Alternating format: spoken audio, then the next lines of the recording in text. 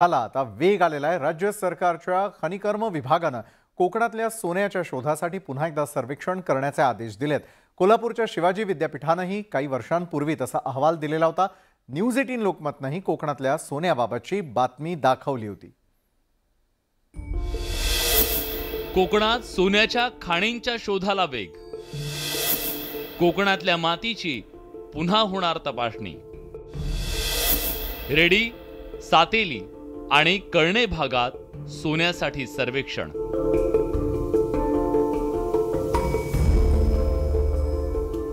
कोकणातल्या लाल मातीत आता सोनं सापडण्याची शक्यता वाढली आहे। महाराष्ट्र सरकारच्या खनिकर्म विभागाने कोकणातल्या मातीचं पुन्हा सर्वेक्षण करण्याचे आदेश दिलेत। कोकणातल्या मातीत खाणकाम करण्या एवढं सोनं असल्याचा अहवाल कोल्हापूरच्या शिवाजी विद्यापीठाने दिला। न्यूज 18 लोकमतनेही याबद्दलचं विशेष वृत्त प्रसारित केलं। त्यानंतर आता सरकारी पातळीवर हालचाली वाढल्यात।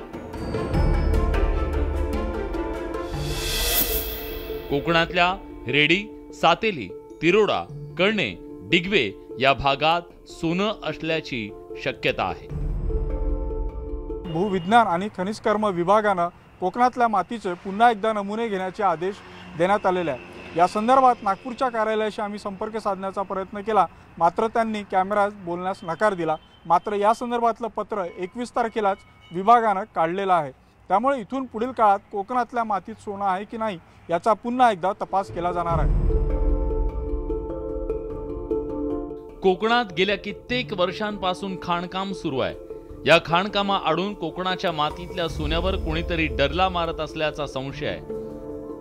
कोकणात सोन्याच्या खाणी सुरू झाल्यास कोकणाचा उत्कर्ष होईल यात शंका नाही।